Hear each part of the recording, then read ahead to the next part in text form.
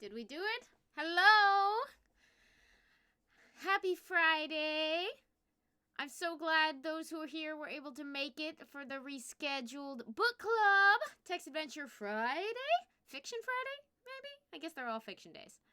Hi! Hi, Postdatus, John Numa, Crisis, Feathers Flight, Dark of Night, Key Squared, Goblin Wars, Meaning of Night, Triyama, Screen Thing, LPJ, Sutton, Leia, Sky. How's everybody doing today? So it is, in fact, a Friday. I know it feels like it could be any time and any day. Greg1756 just resubbed for 5 months. Thank you. Welcome back to the Enthusi Army. Oh, it's an anonymous gift. Thank you so much.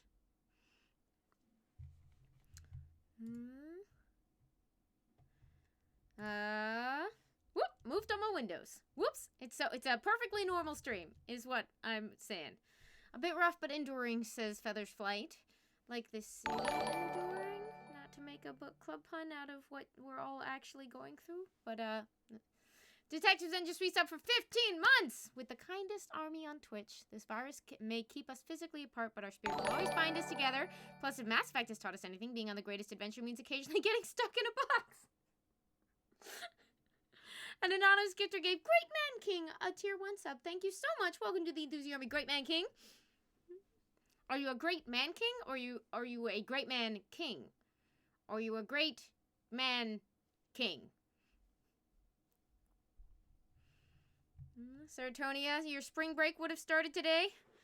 Oh, I'm sorry. One of the things that's rough about this is a lot of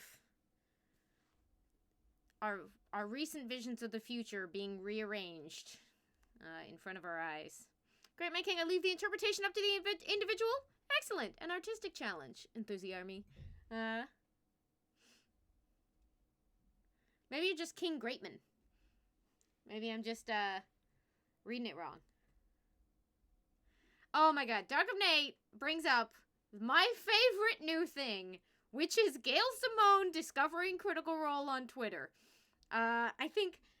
Okay, look, they're all my favorite. I wish I had literally found someone to make an actual physical bet with on which character she would immediately declare to be her favorite, because I would have won that money. But it's so delightful, and I loved at one point where she was like, I was gonna live tweet the whole thing, but I don't want to overwhelm the critters, and it's just like, oh Gail.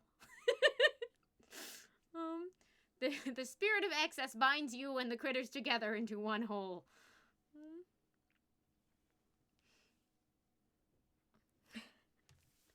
Greg says, it was the best thing I saw on Twitter yesterday, lol.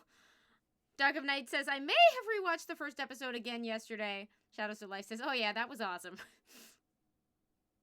Medium of Night says, Gail has been having so much fun, and everyone else has been having fun watching Gail have fun. It is just a beautiful cycle.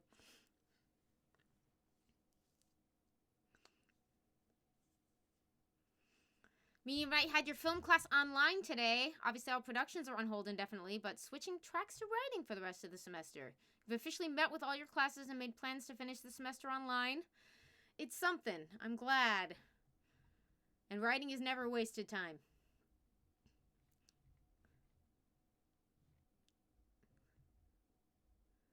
Mikey Glinsky says, okay, hopping back in. We'll get to it, but that was the thing. Just bought and read today's reading. It is like a perfect nerd storm, Dark of Night. Heart of Handprints just reset for 31 months. May the army continue to defeat the challenges placed in front of it, like isolation and loneliness, with kindness, positivity, and hugs for the hugging line. Thank you, Heart of Handprints. That is a perfect blessing. Jorgensen just resubbed for 9 months. Sorry I'm late. Working from home is still busy working. This is a rough time where everyone's routines are disrupted. Some people are very stressfully separated from work, and some people are even more stressfully tied into work as they try to adapt, and it's sort of no one's having a great time of it. But Lemon Twist just resubbed for 27 months. In these interesting times, it's delightful to be here with an army full of friends. Delighted to have you here. Thank you all so much. I know I was hoping there'd be a couple more one-off streams this week, but life somehow is still very full, despite being very, very different. Blue Lynette, you brought a kitty to book club? I'm so happy. Please describe your cat. Virtual hugs for the socially distancing hug inclined, No Marble says. Mercury83 says, I've gotten to watch movies with people in other places, which has been lovely. Aleph Sharp! Darn, my sub message won't go through. If you want to just paste it into the chat, I'll just look out for it. Tanturalis, I did not. Thank you for sending those after last time. But I need to go back and check them out.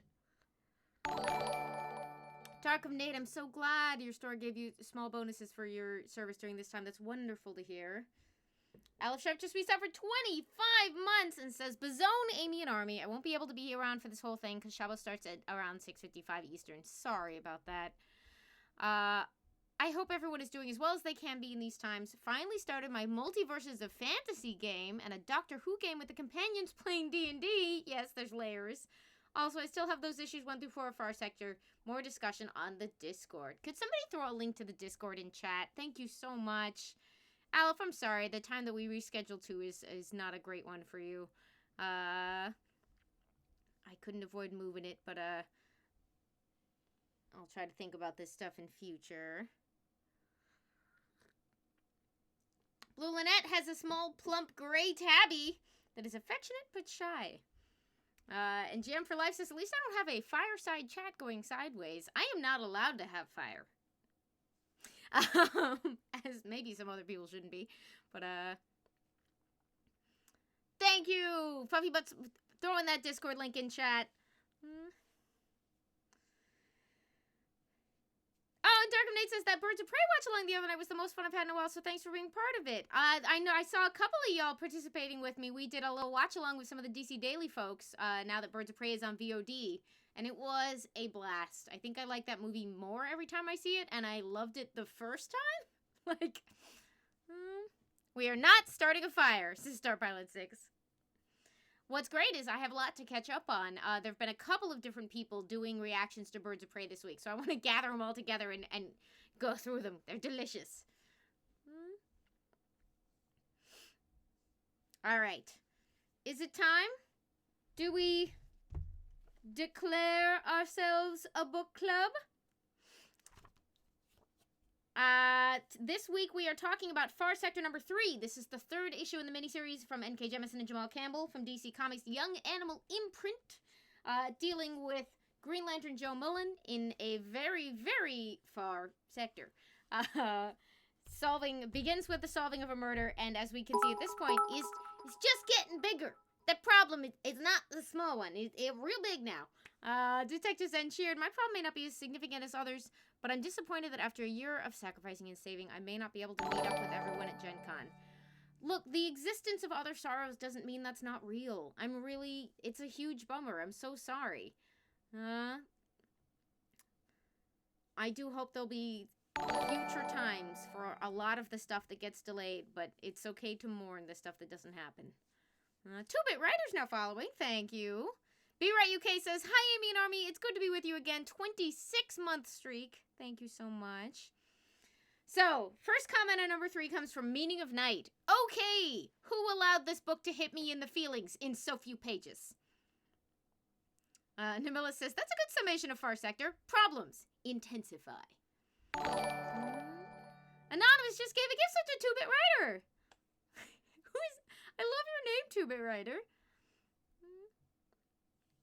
Il Shampoo says, this seems like a cozy stream. Thank you. We're talking about books. We've read a couple novels for book club, and now we're reading some comics. Bandomac is now following. Hi, new folks. My name is Amy Dallen. I'm a variety streamer. You might know me from Geek and Sundry, from DC Daily, from Collider, from around the internet. I play a lot of retro games, and sometimes we read books. And this is the Enthusi Army, and we're glad you're here. They're going to throw books at you, but don't worry about it. Mikey Glinsky says, my Far Sector Issue 3 review. Thus concludes my review. It's beautiful. It's beautiful. Speaking of beautiful, I love that no matter what is happening, Jamal Campbell's like, I will make it all look glorious. It will be glamorous and delightful, and you will be horrified but unable to look away.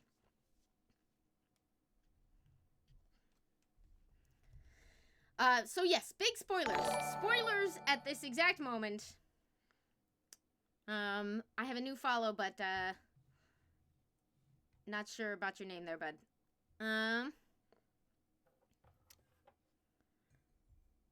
Lemon Eater says, this book is a good example of a complete story within one issue, I think, in contrast to the Right for the Trade approach. It is interesting because they certainly are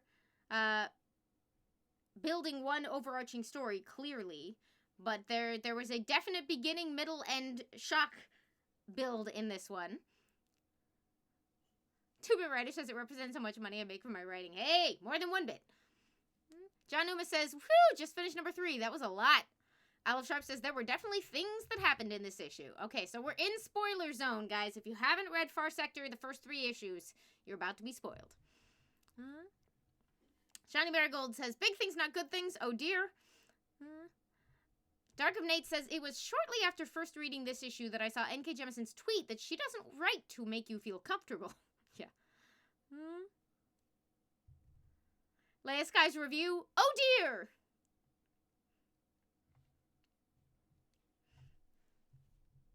Once a stream comment, the art is beautiful, says Mikey Klinsky.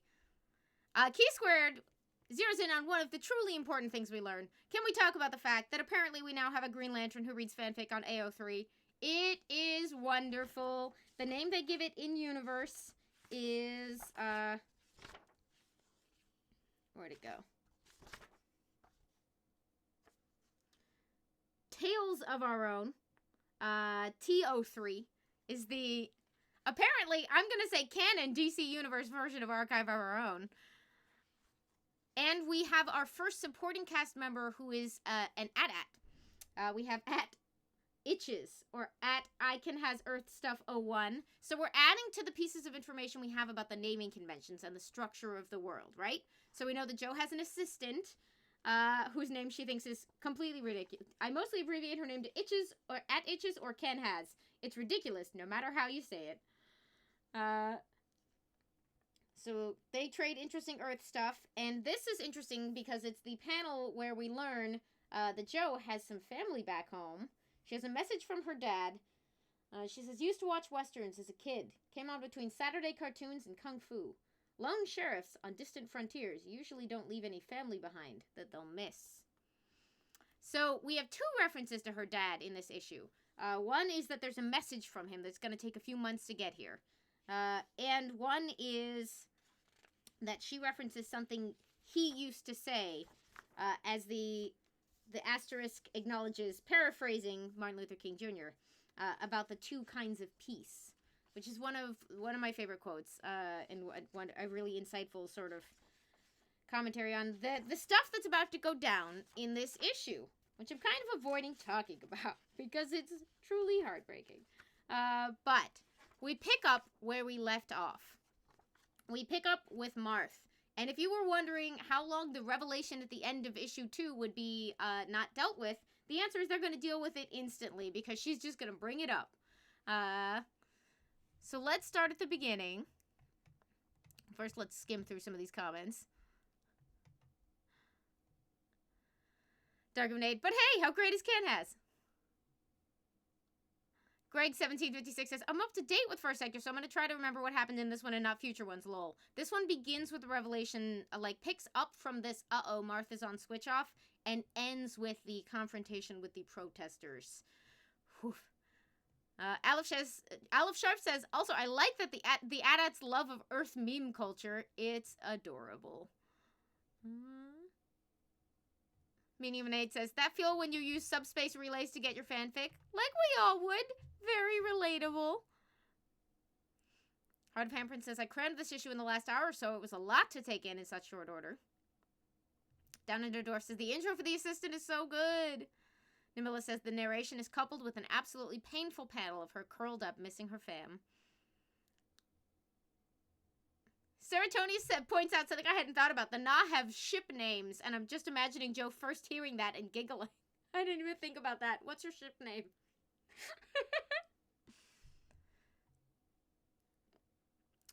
Fluffybud asks how they know the message exists if it's going to take months to get there. I would imagine maybe there's some sort of, you can send a smaller data packet that's just a description of what's going to be coming the next time a larger bundle comes through. That maybe somehow... like a table of contents for the incoming package. Key Squared says, I kind of want there to be a cross-dimensional Tumblr so she and Kamala Khan can comment on each other's fics. They would be friends. Mikey Glinsky says, I think I love everything about The Assistant. It's the best combination of alien, authentic, and hilarious. Hi, Nymphatai. Key Squared says, overall thought. Marth, what the heck?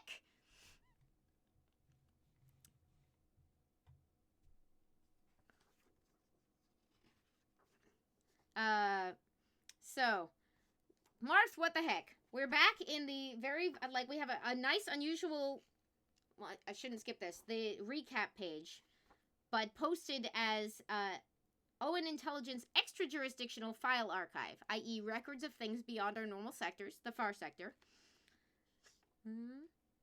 Update in progress. It describes our world again, underlines sociologically unstable, and ends with another wonderful inscription. Not everything that is faced can be changed, but nothing can be changed until it is faced. James Baldwin. James Baldwin, of course, a massively important 20th century writer, especially on the Black American experience. So, here's a nice... The opening panel, and it might just be because of background choices, but Marth's opening panel is in light violet, which, as we discussed last time, is the color of love. And he opens with, there are things you don't understand about me, Joe. About us. And we get Joe's narration saying, alright, a moment ago we were dancing together. I knew something was up. And he tries to get her to play what looks like a sort of chess-like game. But by the end of this first page, imagine, like, story-wise, this is one page after what we saw at the end of the last cliffhanger. But we had to take a break because of the serialized nature of this before we could see this play out. She immediately confronts him on it. I'd rather play How Long Have You Been Breaking the Law You Brought Me Here to Enforce? And here's Marth's answer, which I thought was very, very interesting. Since infancy, like my parents and theirs, like the rest of the council and all their kin. Like you, Joe. Yes? So why are you afraid? Her response, these people are nothing like me. In her head.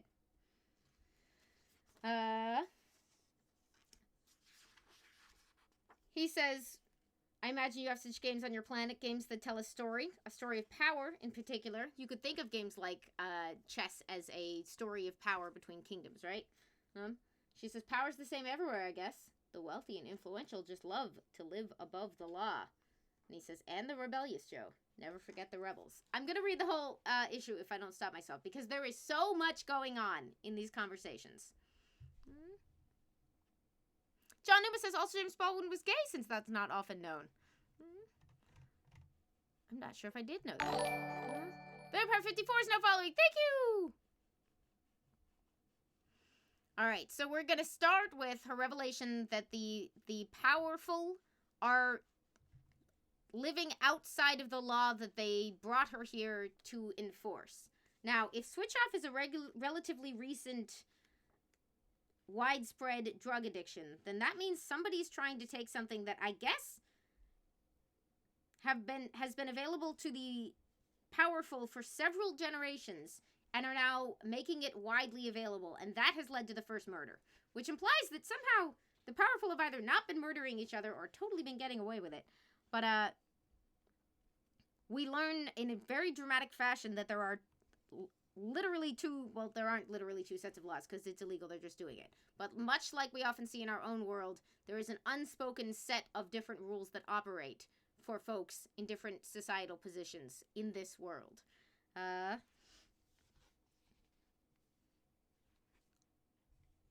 Let's see.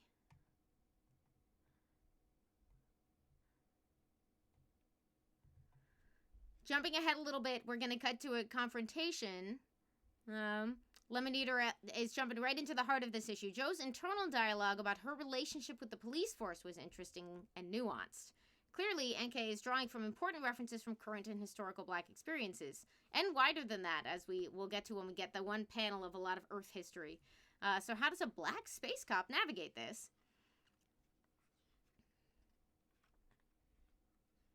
Mikey Glinsky says, makes more sense in light of the ending for sure, Marth's confession.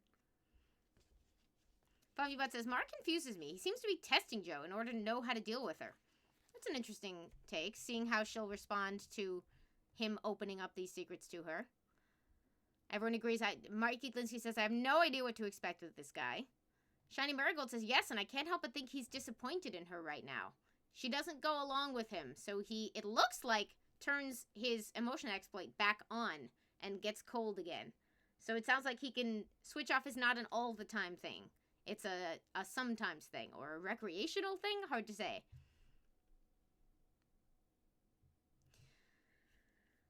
So, long story short, by the end of this issue, there's going to be an enormous protest and a devastating response. So that's the context for Dark of Nate says, I found the aggressive response to anticipated provocations rather extreme, but then remember the last time there was a large conflict in this culture, they literally destroyed 2 planets. Starpilot 6 says, the council not being subject to the same emotional rules does put a hugely different spin on their society. And it makes me wonder, were any of them actually emotion dampened at that very aggressive meeting where she kept having to remind herself these people weren't really angry? Or was that them with their emotions dampened?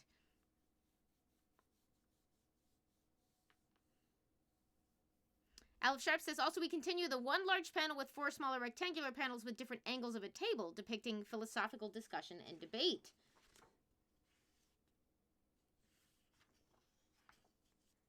A head on one side, his head on the others. The positions in between them and the angles on the table. I don't know if that's the page you meant, but I love this. Look at the game. Who wants to play this game?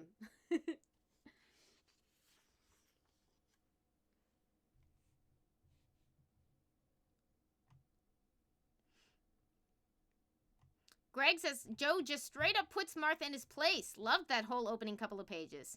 It's very interesting that she just calls him on it right away. Some detectives would take that information and hold it close to the chest and not give up that they know what's going on. But she wants to just deal with it out in the open.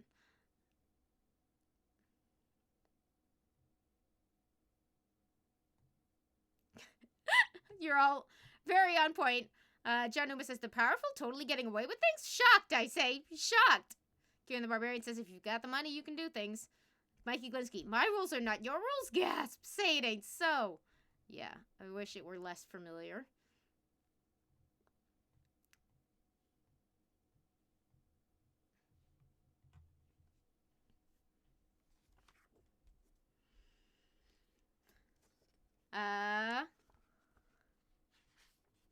Keith Squirt says, it feels like we're meant to read it as Jo now realizing they weren't dampened in that big council scene. But what if Martha's lying? We can't be sure yet. That's true, I took him at his word, but...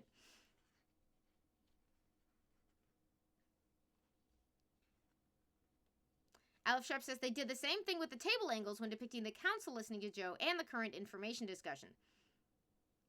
Fluffy Butt says, that looks like a game my mom would beat me in. Big strategy gamer. Namilla says, Jo being a cut through the bullshit type makes me very happy. Now we do get an honestly beautiful, you know, we were getting little monologues from people in the last episode that introduced their perspectives. I do love what Marth says about the sky. I almost never look up anymore, only when I'm emotional. The night sky of our lost homeworld. The platform is programmed to display this at least once per revolution. We work so hard to remember what we lost, but memory is meaningless. Worse than meaningless, without emotion. Worse? How? Now we have no regret. Without that, how can we learn from our suffering? Ah, Jo, I had hoped you of all people. Never mind. You wonder what this piece is that's getting highlighted in the game as he says that. Who he's hoping to reach out to. The game is holding 2 crossed sticks. The game piece is holding 2 crossed sort of things that could be spears or other instruments. But they remind me of ancient Egyptian stuff where symbols of office were held in crossed arms.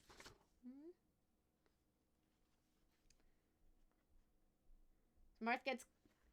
It looks like turns his switch off, as in turns his emotions back off. Your objection has been noted, Lantern. Shall we play? And she excuses herself. Her assistant assumes she is banging Marth, which is hilarious and embarrassing.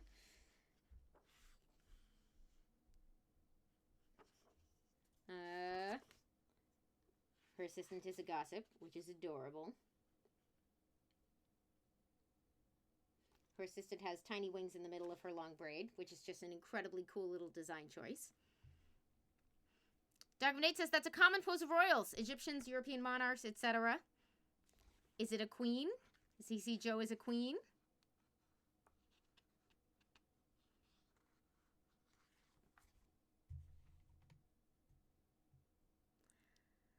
Medium Knight says also we know the peace captain, who was one of the more angry ones, was not on switch off. That's true. If we believe her, which we're sort of inclined to. I'm inclined to anyway. Mikey Linsky says, interestingly, it's a 5-person game and there's only 2 players. There's just too much symbolism. I don't know what any of it means yet.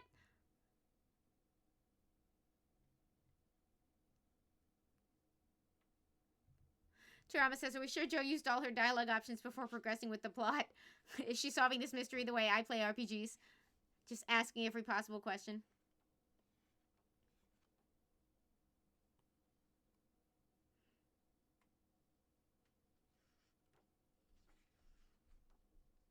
Nimila says, it's a 5-person game about the war that's come to define this society. One wonders if it's the 3 races, the occupiers, the rebels. You wonder what everything means.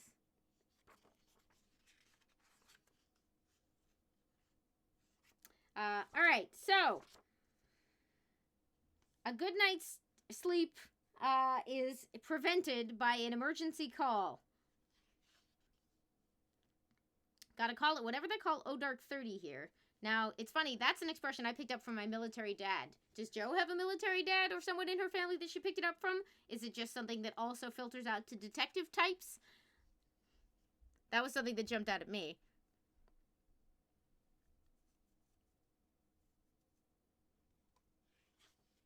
Nimla says, perhaps we can presume that one side is the alien empire, but who are the 5th?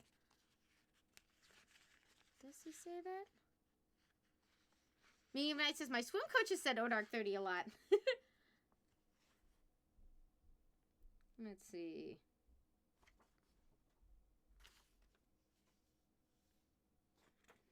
He doesn't really specify. He talks about their history while he's showing the game. But it's unclear whether the rebels are a faction or if each piece has rebels. He just says they're built into the game.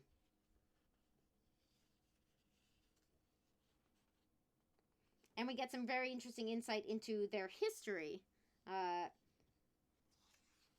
And who did the burning when their worlds were destroyed. I'm putting off talking about it. Jo gets called in to keep the peace because there is a massive protest happening. Not in the platform we've been on, the Ever Forward, but in an adjacent one. The Forget Not.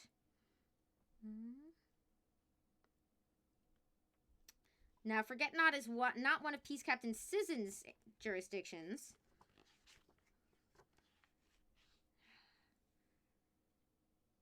But you can see why they called for help. Another absolutely gorgeous page.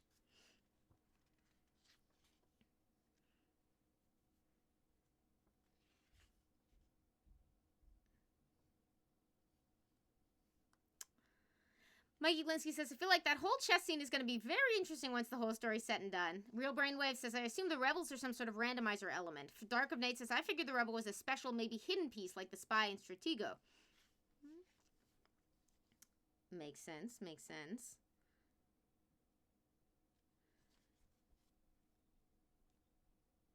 So, Forget Not is an adjacent, a different platform that is having a protest of over 100,000 people. Jo is dealing with some people who aren't used to her Earth talk. This person she's talking to is Peace Accountant Tillage of the Steppe by the Streaking Ice. And there's a wonderful moment where Jo's trying to figure out if that means something. Is it like a nepotism, similar philosophies? Why are 2 different the Streaking Ice people, both high-ranking law enforcement officers? Coincidence? Says her ancestors and this guy's survived burnover together. What I love about that is the way it encodes shared histories and developments into names in a way that can also happen in our world, but we don't necessarily notice, but an outsider would notice. You know, we talk a bit about if you have, like, especially if you have European immigrant families from the late 1800s to the early 1900s, there's a lot of talk about sort of names getting changed at Ellis Island. And there's a sort of debate about, like, how that happened and whether it was a policy or whatever it is. But a lot of people have these different stories of when a name got changed as the immigrant ancestors arrived here. And it's an interesting, you know, you don't necessarily notice it walking around in the world, but an outsider would notice and start to make guesses. What does it mean? What does it tell us about history? What does it tell us about how the way people relate to each other? Dark of Nate is sort of thinking what I'm thinking. Maybe Streaking Ice could be like O'Hara or Murphy. There's a trope about a lot of Irish people becoming cops because of waves of immigration and which jobs were open to people and which stories got told in the first half of the 20th century especially. Aw, Orangitis, I'm glad you're here. I'm sorry we're spoiling the story for you. But if you want to be part of book club, please, you're very, very welcome.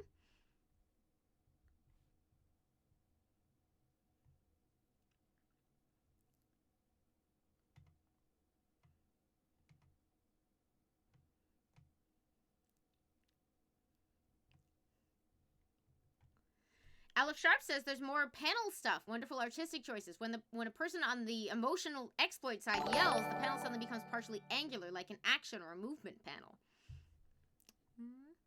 A good man of war is now following. Thank you!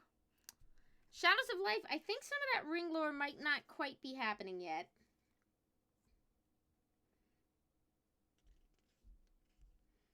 We do see Joe jump into flight action here, which I thought was very interesting. When a different kind of emergency, she's capable of turning it on. We know she's not super comfortable with flight. But, so she arrives at this platform that's not the normal one she works out of, where they're having a giant protest, and they're very worried about it getting out of hand. And the peace accountant drops the extremely ominous phrase, because I'm really hoping not to have to kill these people. And Joe is, of course, pretty shocked about that.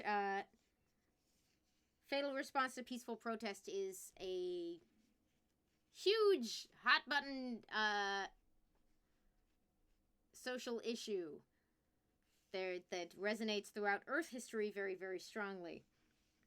I do love the look of determination, maybe willpower and possibly anger on her face as she accepts. Obviously, there's just like a lot of ambient pink lighting here, and it also just looks cool. But Joe flies off to try to stop the protest and talk to, or at least keep it under control and find out what's going on. She creates a barrier with the power of her Green Lantern ring and some adorable little spliff sounds. And as she does, she drops some of the most important narration in the book when she talks about the two kinds of peace. Peace division, peace officers, keeping the peace. Dad always said there's two kinds of peace.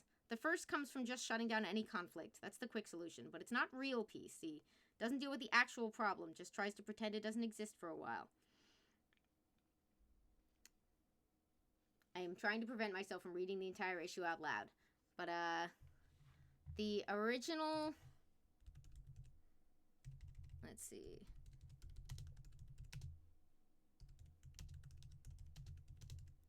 I was gonna look this up beforehand and I forgot.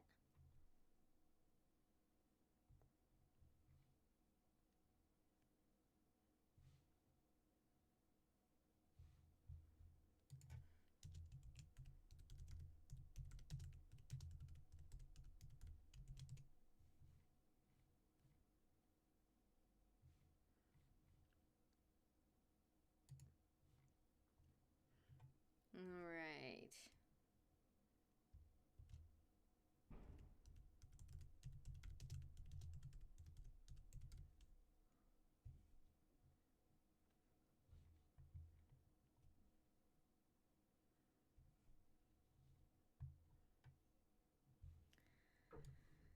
It is from a speech called When Peace Becomes Obnoxious, or known by that title, that was given according to this Stanford website that I've just landed on. Given from the pulpit the day before a trial for violating Alabama's anti-boycott law. 1956.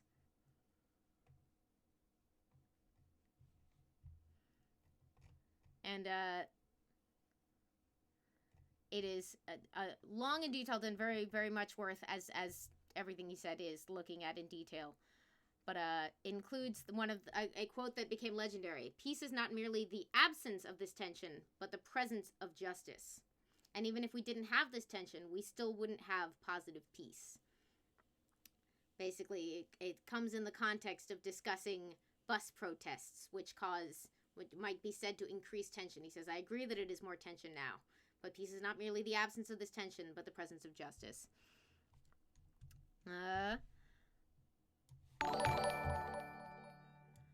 Valdonis is now following. Thank you very much. Now, this is beautifully paraphrased and explained in the book, but contains wonderfully the editorial note pointing to that original source. The Health is now following? Thank you. All right.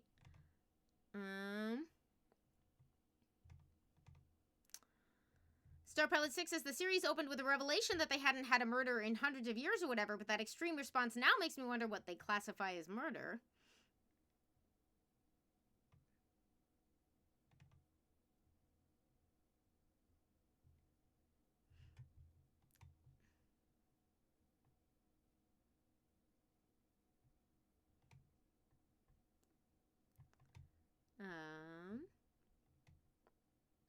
Let's see. Lemon Twist compares the naming to a little like Scottish clan names giving you an origin.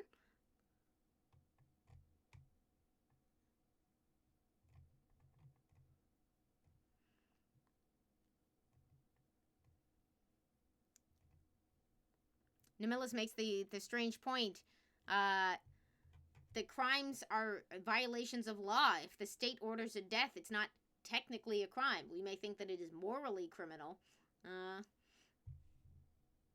But it's an interesting point. Definitions of crime are part of the way these power dynamics get enacted and communicated.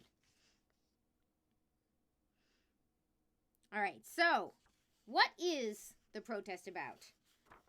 And is she's aware, even as she stops, she doesn't want anyone to get hurt, right? She doesn't want this protest to get out of hand and result in violence.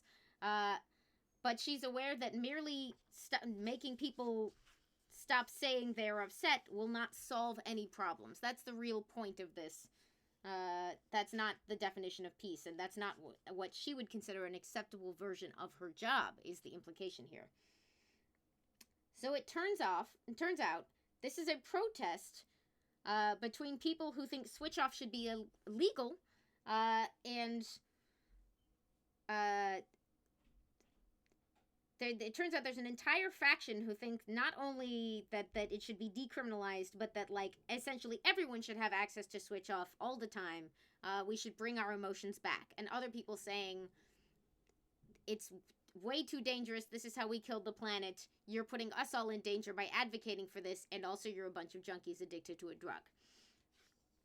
Now, what I love about this little interrogation scene is that she questions both sides in the way that sort of a smart investigator does.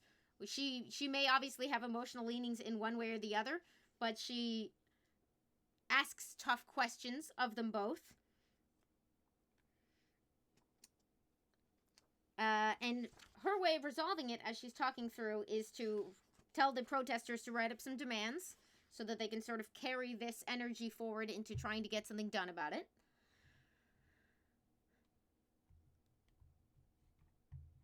And Starpod 6 says, I mean, it's still arguably a crime. At least on Earth, it could fall under crimes against humanity, but you've got to look at who those people really are.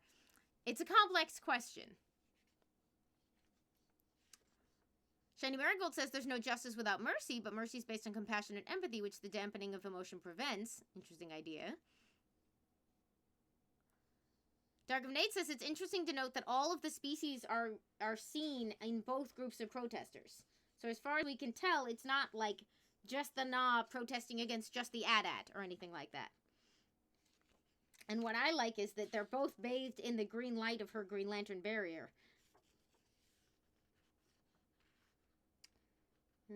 I also like that her barrier has flowers and peace signs in it, which are both flowers, butterflies, and peace signs. Flowers and peace signs are both traditional signs of nonviolent protest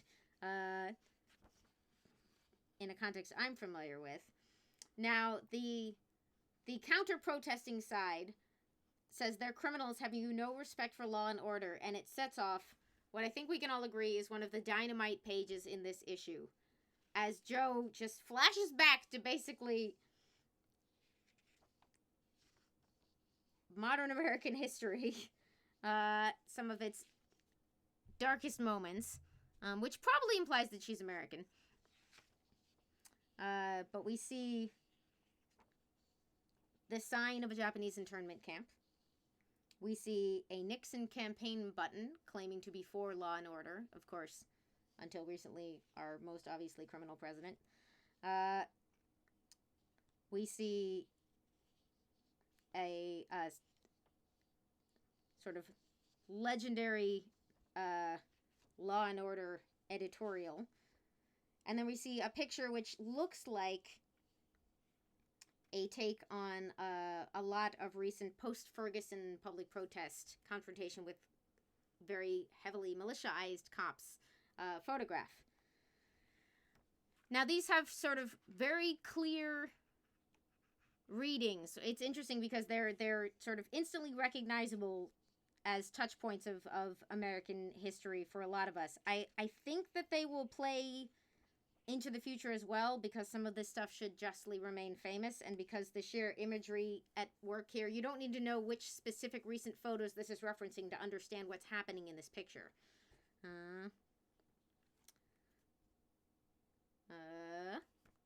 How'd everybody do with this stuff?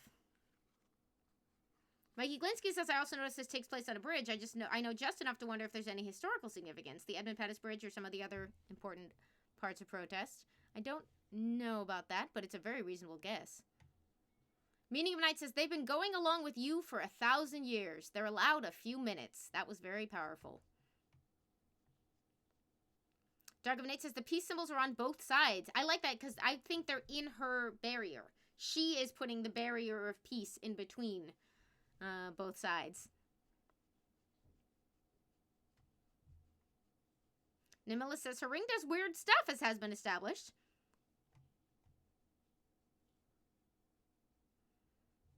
And Nimila says, look at the page following that imagery. It's stained with rage. Now, interestingly, the light here, I think it's very possible this is indigo. There's compassion here as we look at that.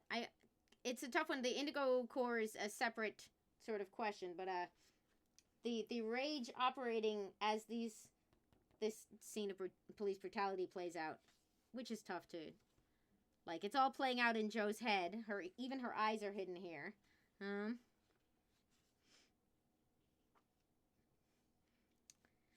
But as she is confronting the entire history of her species in trying to figure out how to administer justice and keep the peace of all the kinds she values on this completely alien world that has invited her in and asked her to do this, she is not going to even have time to try it her way, because the worst case scenario for her is about to happen. I know the Indigo Core has ... baggage, but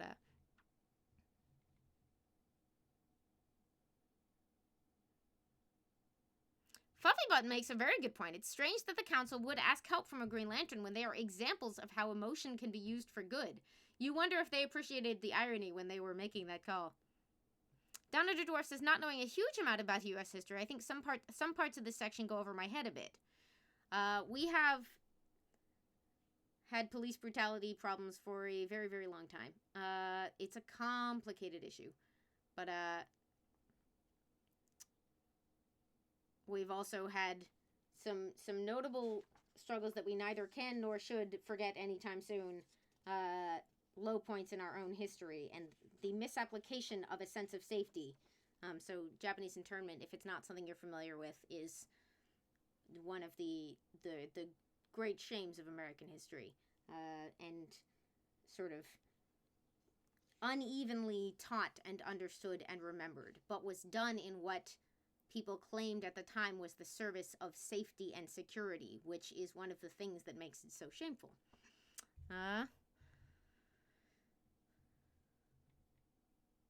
And Emilus points out, which is why I asked whose rage was defining that panel. Is it the victim of this beating, the people doing the beating, clearly acting with rage, the memory in Joe's head,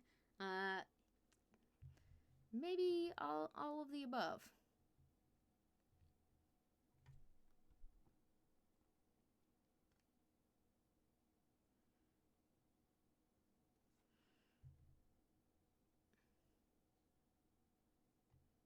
Hey, Raziel.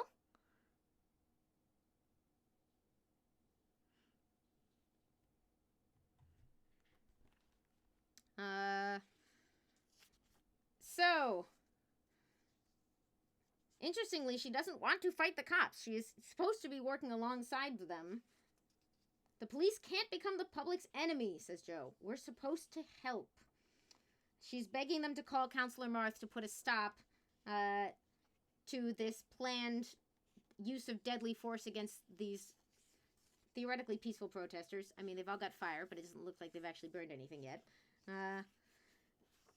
And she finds out, to her horror, that the order came from Counselor Marth. The same Counselor Marth we started the issue playing games with, who talked about siding with the rebels, who talked about sometimes defying a law because it was wrong, but is now giving the order to use deadly force against peaceful protesters, which is just a worst case scenario. I don't think it's explicitly referenced here unless the flowers are a reference to it, but the Kent State incident in the 60s is another part of that story. And no, not again. Not today. Not again. And Joe has had it. And I'm sorry in advance for the language, but oh, you emotionless motherfuckers. You have officially pissed me off. She's got a red jagged border because Joe, the big cliffhanger in this issue is that Joe has just hit her breaking point because she is not going to let this happen on her watch. This is not what she came across the universe to do. And she's gone from one murder in the first issue, 2 murders in the second issue, and in the third issue, an essentially attempted use of deadly force against some portion of 100,000 people. And that is where we leave off on Far Sector number 3, guys. A lot is going on.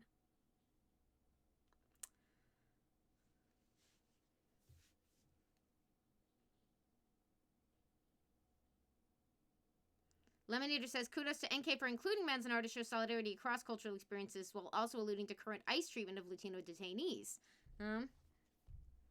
Did you see that in the,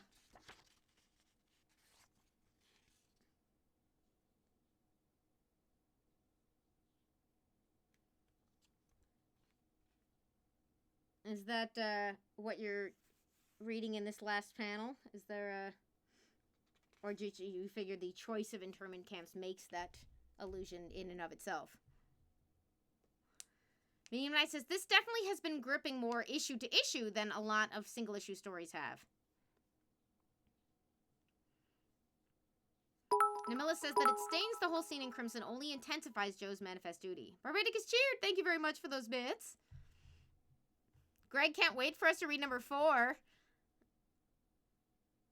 Shiny Marigold just says, so much. I can't even.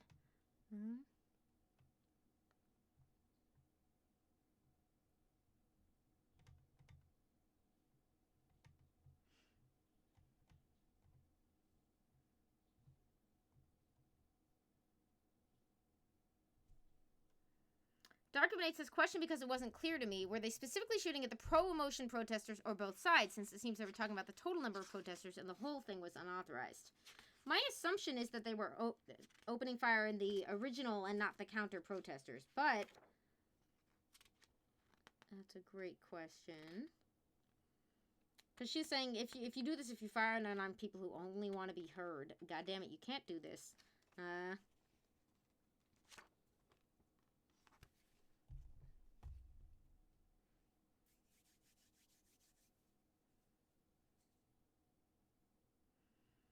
Buffy Butt says it's good that Joe's angry. What can she do with that anger? She needs to change minds, not break heads. But remember, like the opening quote of this issue, not everything that is faced can be changed, but nothing can be changed until it is faced. She's doing her best to change minds and not break heads, but the police are not going to make her job easy on this one. Corpse Sandler says, to me, it looked like they were shooting at everyone. Numilis is throwing in another plug for issue 4. Lemon says, yes, the parallels are being drawn now by descendants of Manzanar detainees. There's some organizing action for immigration reform from the community. That's beautiful.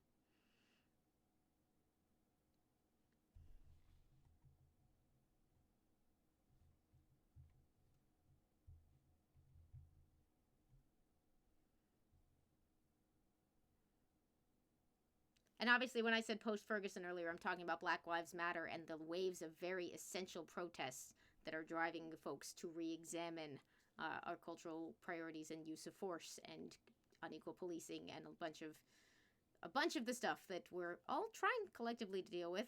Not everything can be fixed, but nothing can be fixed unless it's faced. Dark of Nate says, my question goes to, were they trying to silence a particular agenda, or do they just fear all passion and gatherings? It's a good question. Heart of Handprint says, this continues to grip me more each issue. I love the depth of the story overall and the world building as well.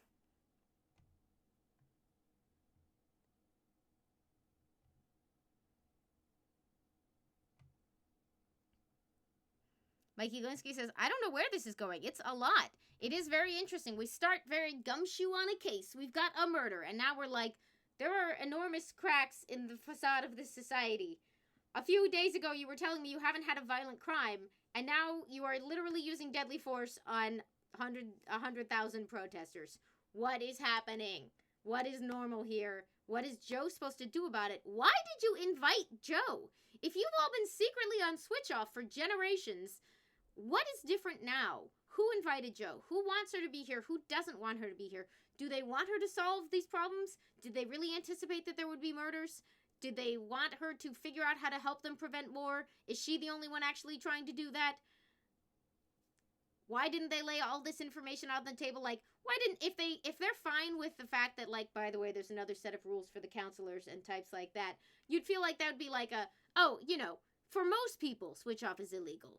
You understand, of course. You understand, of course, that things are different for those of us who are refined and have access to blah, blah, blah. And there was no talk like that until she was deep in it and called somebody on it.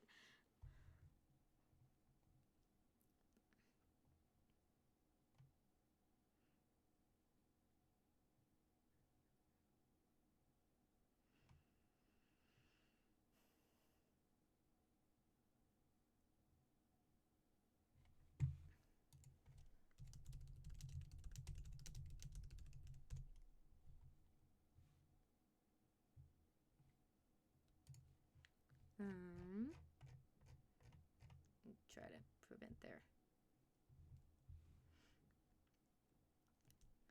I also both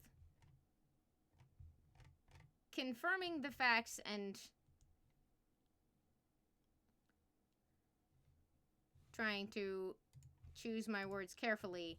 The op-ed in that flashback, as Chad is pointing out right now, is a very distinct reference to the person currently serving in the role of president in our country taking out a full-page ad against what are collectively known to be 5 unjustly accused teens from the late 80s calling for the death penalty. So if you want to talk about historic misapplications of the idea of law and order, exposing underlying societal fractures, it is a textbook case. So yeah, that's all real. That is real stuff. And that's all stuff we have to deal with as we read it, and stuff that Joe has to deal with trying to figure out how to solve these problems.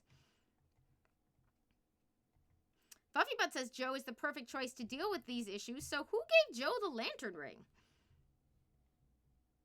Lemon Twist brings up a great question. Did Marth actually order it, or is Joe simply being told that to influence her? I keep taking everybody very seriously at their word in this book, where I'm like, yeah, obviously Susan's not off switch off because she said she isn't. And Martha says everyone is because Martha says they are. I just trust people. I'd be a terrible detective.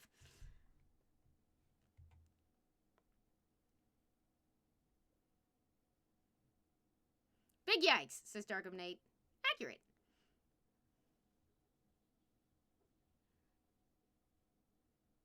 Shadows of Life says, we do know who gave her the ring, but it seems to be a different kind of ring. I think we've only seen their hand at this point. Darkham Nate says, nobody lies in detective stories, right? Morning Sola says, pro law and order politicians sound good in theory, but never good in practice. And the truth is that, like, these are not simple issues. You know, Joe is an example of someone who is a cop trying to do the right thing. Doesn't want to fight other cops. Wants what they do to stand for something and mean something. But,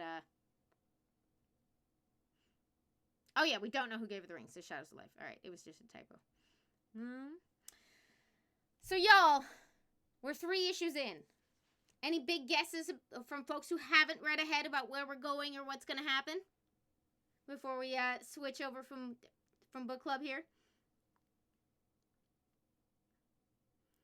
M4In says, I sense Harlan Coben level twist coming as Mullen unwinds the truth. Remind me, who's Harlan Coben?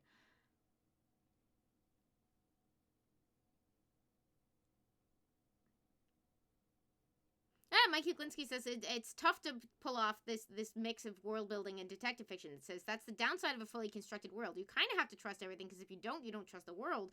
Blurring that line is bold, but I think N.K. Jemisin can pull it off.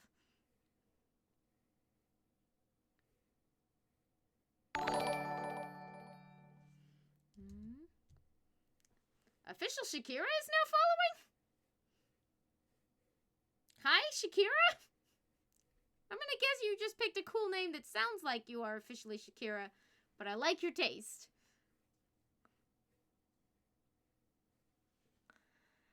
John Numa says, knowing nothing, I know it's gonna be good. Fluffy Butt predicts Rebel Leader Joe. Yeah, meaning of night, we're gonna get to that. Sarah Tony says, I strongly suspect a sighting of a space goose.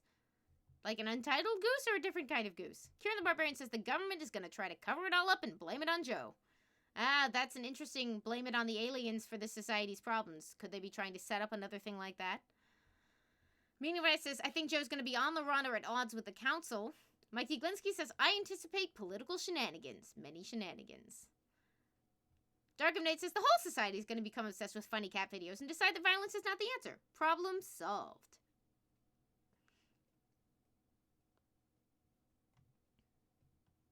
It's a murder mystery novelist many turned into miniseries on Netflix. Nice, M4N.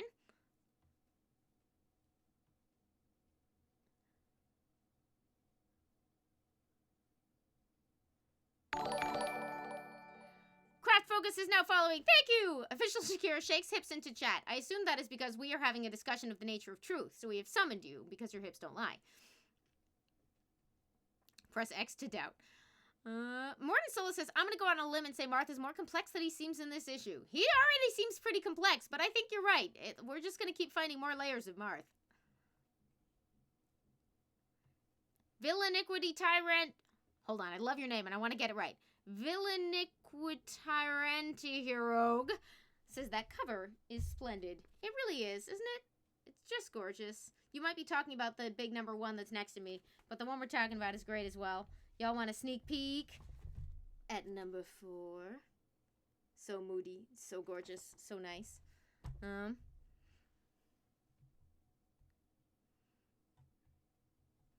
Shiny Marigold thinks Marth asked for the Green Lantern's assistance because he wants their society to go back to having emotions, but wants people to learn to handle them without blowing each other up. Al Sharp says, if only that worked.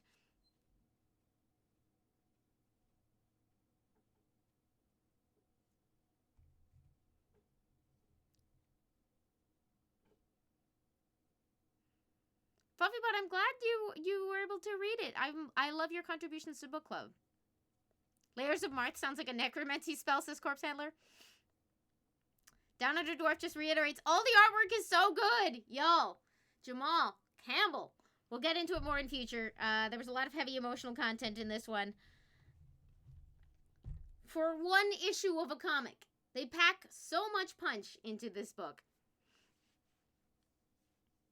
All right. Now, before we switch over to King's Quest, this is going to be a little tough because I was hoping by the time we had this conversation there would be more to talk about. But some folks had asked if we might want to spend some time talking about what's going on right now in our world, in the world of comics. And as of Friday at 3:30, to the best of my knowledge, we have a whole lot of question marks. Because, so most American comics, of the type like monthly periodicals, Marvel, DC, Image, Dark Horse, these companies that you've probably heard of that publish primarily in this monthly periodical format and then collect them together into things called trade paperbacks or hardcovers.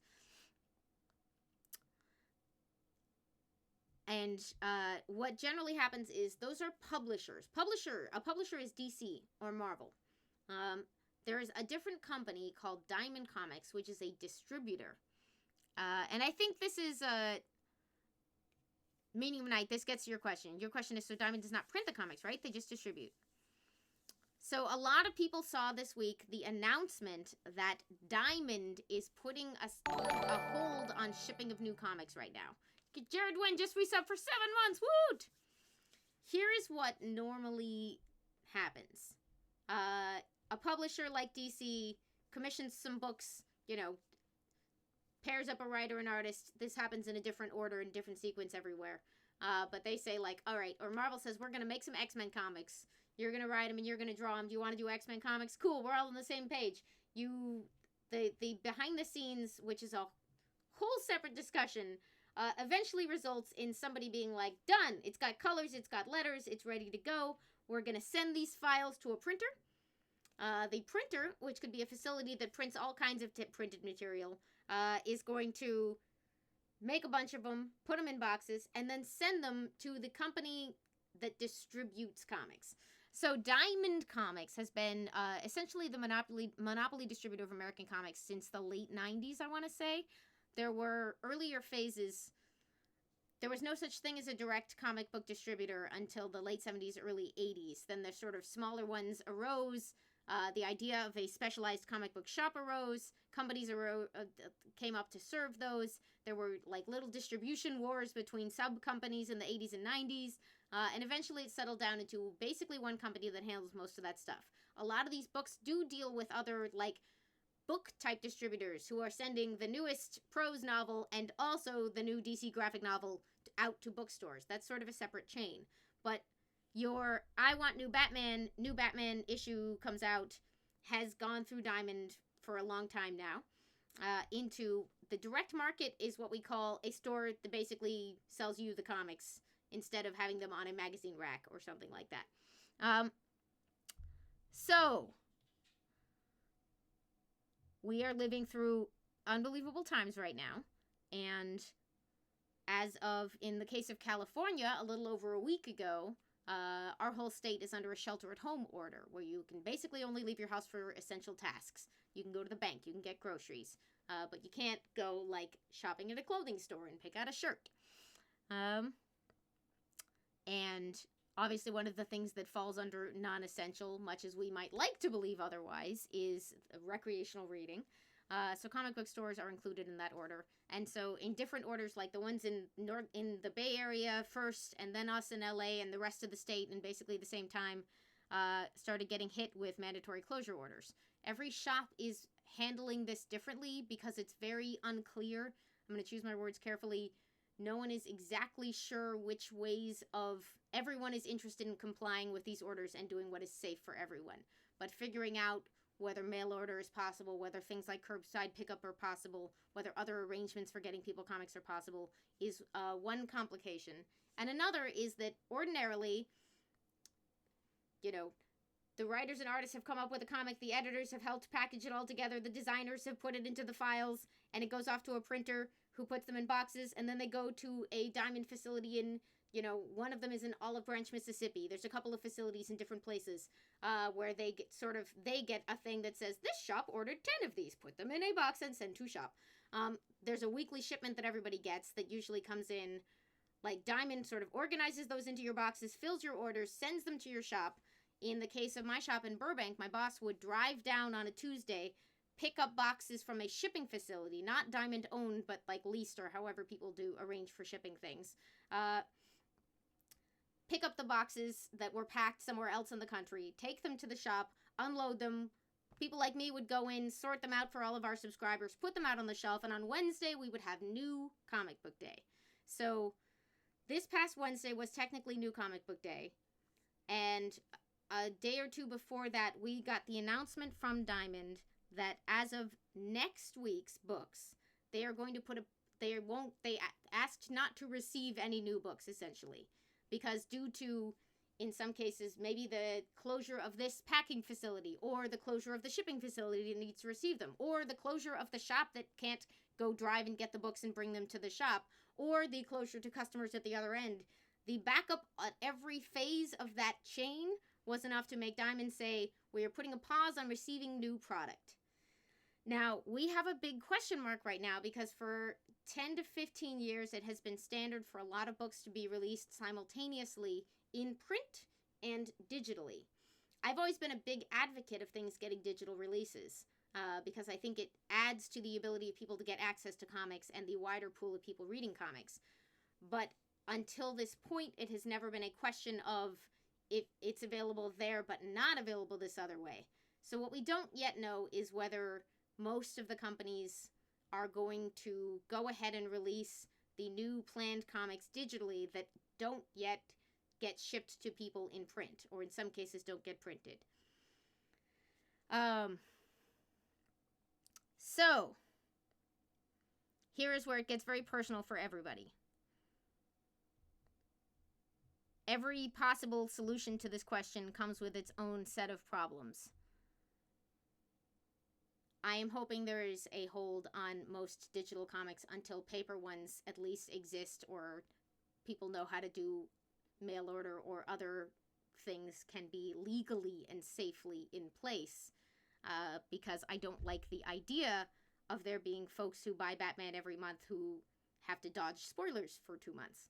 But, as many people have pointed out, it is scary to think of breaking people's reading habits if there's no new material for a while. We do know Dark Horse has said they are going to put a pause on digital new releases for comics for the meantime. Certain books that go straight to bookstores and other things like that may get simultaneous digital releases because they're still moving along those pipelines. But the truth is right now the whole pipelines are shut down. So pausing new releases as we wait to find out how those pipelines can safely operate is something that, for me, speaking only for myself, makes a lot of sense. It's a scary time no matter what happens. Obviously, it's scary for a lot of reasons that have nothing to do with comics, but it is also scary for reasons that do have to do with comics, because we want people to keep working on new stuff. We want to know that new stuff is coming. It's possible that when everything is moving again, every book is weekly for a while. I don't think that's not coming from any official source, just mad brainstorming. There have been amazing outpourings of support for people for their different shops. I've seen it for the shop I work at. I've seen it for other shops. Shops are working hard to find ways to weather this legally and safely. There are folks looking to just sort of put down deposits on when things are moving or accessible again, which I think is really, really sweet. Anyone who tells you they know for sure what is going to happen next shouldn't be trusted because nobody knows. But I do know that, like, people are still going to want stories and art, so some version of this is going to go on. It might look a lot like the version we had before. It might not, but that's true of a whole lot of things right now. So, now that I've talked for like 15 minutes straight, I'm going to skim back through and look at some questions. Sask Curtis continuing the gifts up they got from Gemini Lightning. Thank you. Greg, we'll see you later. Oh, I missed you. Sorry about that. Dark of Nate Diamond also distributes the lion's share of trades and hardcovers that go to comic shops are all coming from Diamond. It's increasingly common for people to have separate accounts with bookstore distributors to get trades and other things. But That's why Diamond publishes charts of trades and hardcovers and everything else. But the truth is, right now, it would be impossible to receive and get people their comics. So I was a little relieved, even though it sounds very scary when they made this announcement. Marimo is resubbing. Thank you so much. Tara Lynn S. is now following. Thank you very much.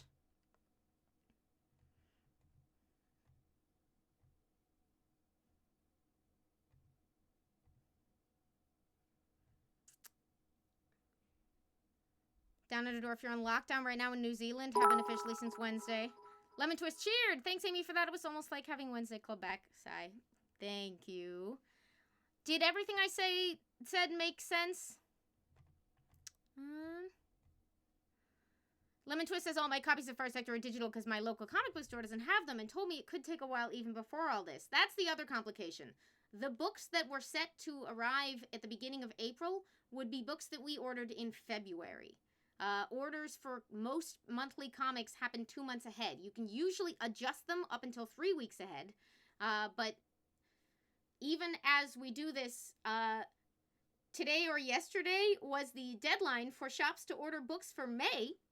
So one thing that a lot of companies are trying to do to help right now is declaring that their books will be returnable, which is not normally the case, which means shops who have to usually take a guess. How many Batman copies do I think I'm going to need? Is something big happening? Is a new team taking over? How many people are reading Batman right now? Here's my guess for how many I'll need in 2 months. That's my order. That's how many I get. That's how this pipeline works. It's constantly in motion. It is constantly being adjusted and projected forward. And it is not designed to handle a sudden inability to move. And it's going to be very, very, very disruptive. But there is that essential resilience of the fact that we all love comics very much and we don't want them to go anywhere, so we're going to be real creative. Or patient or supportive or whatever we have to be.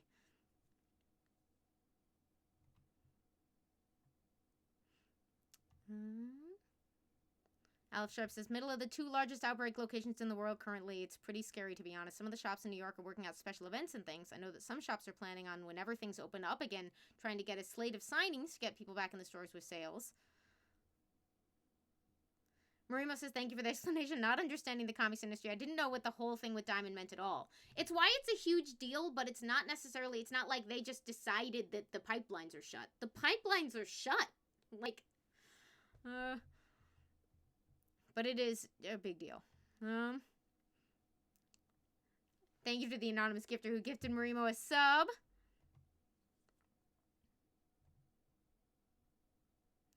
And M4In says there's a lot of comics for people to catch up on. Americans have it best in this scenario because U.S. has more digital libraries and subscription services. It is an amazing time to read some classics because so many amazing comics and books have already been made. And you can... Shops which are still able to process mail orders will be happy to have your orders in this time of classic books you might enjoy. And there are wonderful library services, as we've been talking about a lot. There's Libby and Canopy and Hoopla.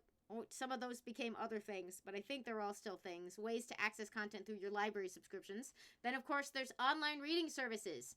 Full disclosure, I am very happy to work for DC Universe, but it is a streaming service that also contains a comic book library for DC Comics. And that is basically all DC Comics from a year and older. Marvel Unlimited is a comics reading subscription bundle for Marvel that's about 6 months and older, but it's just comics. Comixology Unlimited is a rotating library of intriguing classics and new releases that you can borrow from their digital accounts.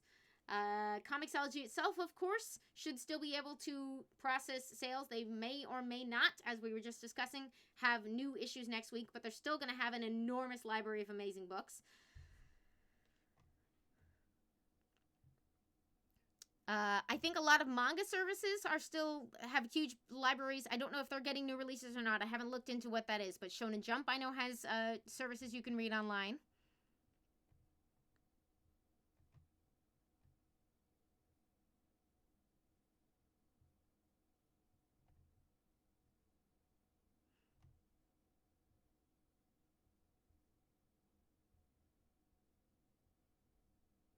Shiny Marigold sums up, scary but responsible. Gamer Badger, thank you for those bits. So it's really nice to hear about this.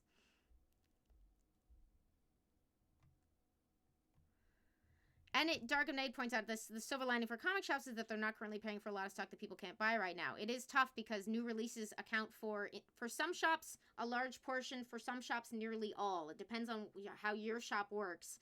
But, like, new releases are a huge part of the money coming in, but of course, being billed for a bunch of stuff you either can't get or can't sell is not a great recipe for a small business either. There's not great options. Kieran the Barbarian is asking people can get gift cards to my shop. Thank you. I work at a shop called House of Secrets in Burbank, California.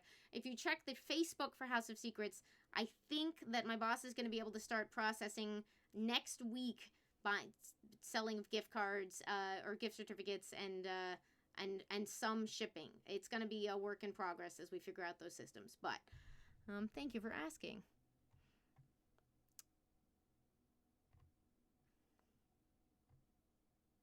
Morton Solus is finally going to read Black Hammer.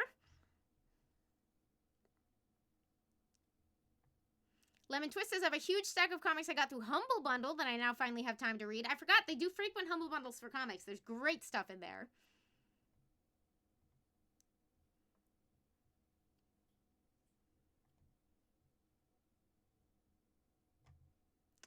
Aleph Sharp is sharing a tip. DC Universe has a huge library. They do.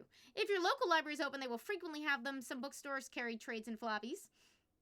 M4In says Canadians have Kindle Unlimited and their local library's online service, which is usually Libby. Shadows of Life is still trying to read a Green Lantern backlog.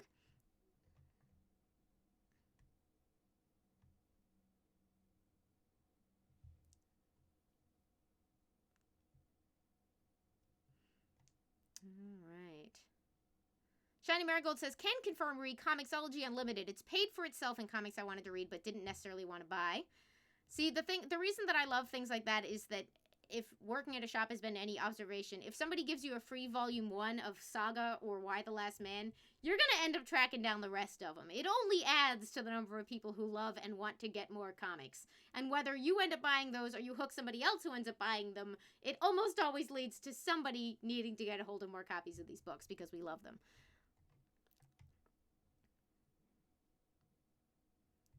Down under Dwarf signed up for Comixology the other day. Unfortunately, DC Universe isn't available in New Zealand. I should note that's a caveat. DC Universe, the service is US only at this time. You said you may possibly have read a little bit far ahead in the Far Sector comics. There's nothing wrong with it. It just makes it more confusing for you to try to remember what you're supposed to know during book club.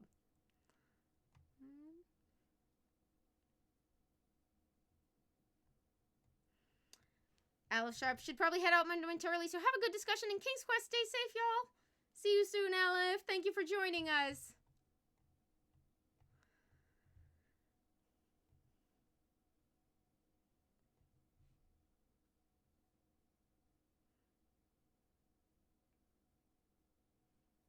Dark of Night says it's worth mentioning that Comixology Unlimited also gives you a discount on all Comixology purchases, so if you're a frequent buyer, it pays for itself pretty quickly.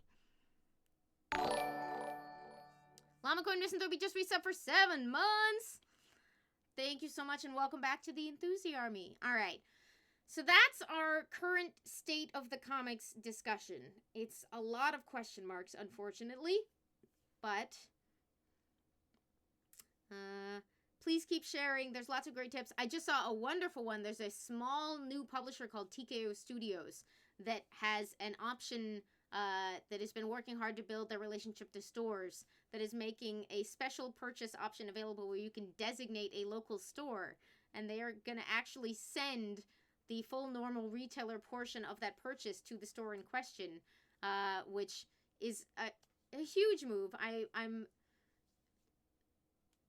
a hugely generous move from that publisher that has been doing some really, really interesting stuff.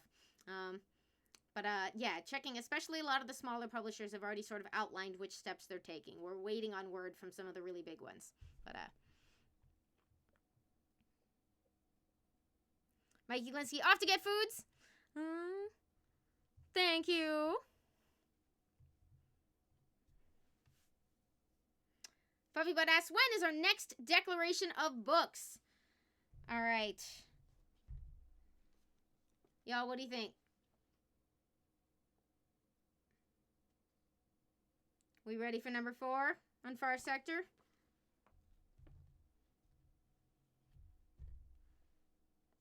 Medium Mind says, but also the really big companies got a lot of things in motion they got to sort, so I'm sure we'll hear soon. It's true. We've just never been in this position before. Comics has been a moving train since 1938. Well, obviously, says Shiny Marigold. Serotonin says, I want more ASAP. Mikey Lindsay says, 4 on Thursday. Manium Night is chanting, next issue, next issue. Mikey Glinsky says, I'm going to read it anyway.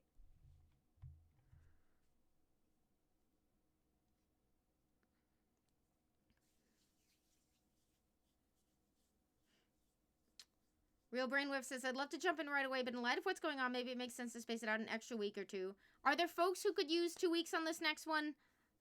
Or...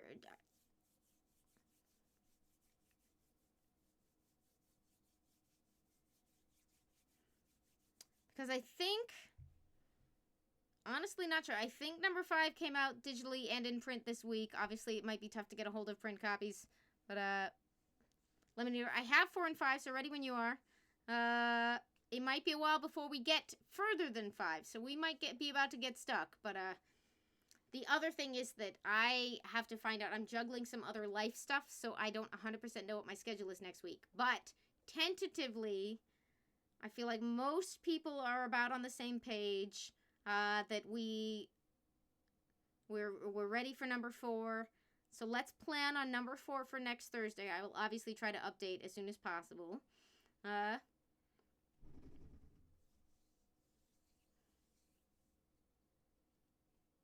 Oh, Real Brainwave, I hope they're able to do that. So, tentative plan. Far Sector number 4, next week on Thursday for book club, okay?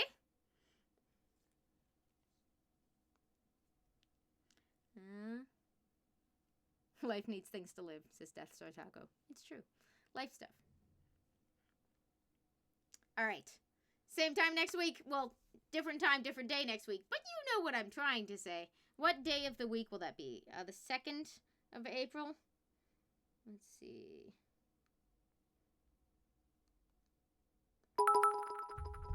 $42. I'll see you on 42. Lemon Twist cheered. Is it Thursday yet? Oh, thank you. On 42, we'll read Far Sector 4.